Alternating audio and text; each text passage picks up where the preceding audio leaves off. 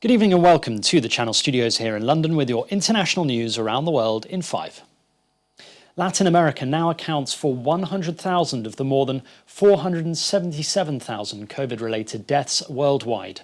The World Health Organization says the number of coronavirus infections in Brazil could be much higher than is being reported, as the lack of testing means many cases are likely going undetected.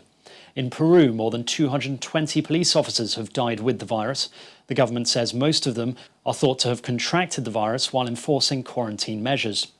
Meanwhile, a doctor in Honduras has given an update on President Juan Orlando Hernandez, who was taken to hospital with coronavirus last week. He said the president had trouble breathing and was in a delicate condition. His wife has also contracted the virus. A 7.5 magnitude earthquake has rattled large areas of southern and central Mexico, killing at least 5 people. Mexico's National Seismological Service said the quake struck the southern state of Oaxaca at 10:29 a.m. local time, but it was felt more than 400 miles away in the capital, Mexico City. No major buildings appeared to have been severely damaged in the capital, while panicked residents fled to the streets.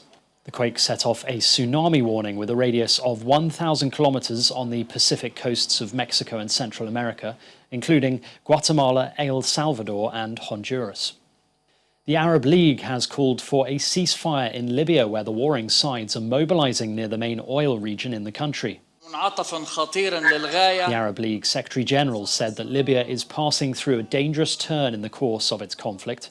Egypt announced its army may directly intervene in Libya, and France said it will not tolerate any further Turkish involvement there. The highly anticipated memoirs of John Bolton, the former national security advisor to the Trump administration, has debuted in bookstores in the US. In the book, Mr. Bolton accuses the president of seeking China's help to win re-election, but also reveals plans to invade Venezuela and Mr. Trump's alleged approval of China's re-education camps. The administration had sought a restraining order and a preliminary injunction against the publication, saying it contained classified information and threatened national security. India and China have finally agreed to take measures to ease tensions following a clash last week over a disputed stretch of land which left 20 Indian soldiers dead. Chinese Foreign Ministry described recent media reports of 40 Chinese casualties in the conflict as fake news, while India's foreign minister called for respect of international laws in a peace talk brokered by Russia. Neither side has given details on how any de-escalation will take place, but both parties said discussions would continue. Russia's President Vladimir Putin has attended a military parade marking the 75th anniversary of the Soviet Union's victory over Nazi Germany in World War II. Hurrah!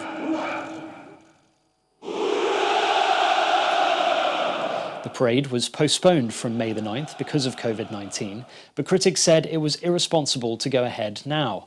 The Kremlin dismissed that, saying new daily infections are on the wane, even though they are still in the thousands. The parade has taken place on the eve of a nationwide vote that could extend President Vladimir Putin's rule until 2036.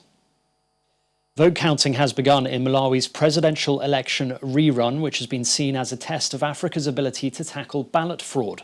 The vote was conducted after Malawi's judiciary overturned February's narrow victory for President Peter Mutharika over systematic and grave irregularities. According to local reports, the leader of the opposition party is currently ahead in the polls. The government in Eswatini has announced it will bring in a ban on the sale of alcohol from July the 1st in an effort to contain the spread of coronavirus. Swazi Prime Minister Ambrose Mandvulo Dlamini said the measure will be introduced after a surge of coronavirus cases in the last 2 weeks. The government did not elaborate on why they believe alcohol is one of the leading causes of the spread of coronavirus. The country has recorded 643 cases of COVID-19 so far and 6 deaths. And finally, with coronavirus masks rapidly being used every day, a Belgian businessman has decided it was time to give them a human face. To fulfill this need, Charles de Bellefoy has started producing masks that have the lower half of the wearer's features printed on them. He came up with the idea after Belgium's COVID-19 lockdown reduced to zero the revenue of his company, which offers portable photo booths for professional events. The mask with the individual's lower half of the face printed on is sold via mail and can be washed up to 8 or 10 times. And that's your international news around the world in 5. Now back to the channel studios in Lagos.